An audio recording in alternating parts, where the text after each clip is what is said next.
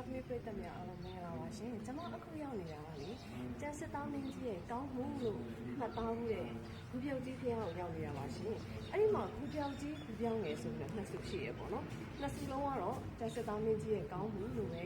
ပြောကြတယ်။တချို့ကကြတော့လည်းပြောတယ်။မင်းကြီးမင်းသားနှစ်ပါးညီကိုနှစ်ယောက်တည်ခဲ့တာမို့လို့ဂူပြောက်ကြီးနဲ့ဂူပြောက်ငယ်ဖြစ်တယ်ပေါ့။ညီတဲတဲ့ဖျားကပို့ပြီးတော့ကြီးနေတယ်ပေါ့နော်။ကိုဖြစ်သူကအုပ်ခိုးလို့စားသဖြင့်ကိုပါဇက်ရဆိုရင်လည်းရှိတယ်အဲ့တော့ကျမတို့တွေကလေစကပုံလေးရှိ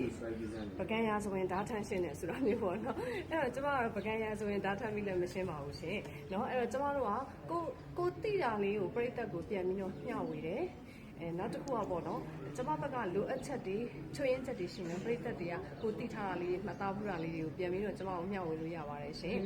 တခုခုအလွဲဆောင်လေးဖြစ်ခဲ့ရင်လည်းကျမရဲ့လေးလာအထုတ်ဖို့အားနည်းလို့ပဲ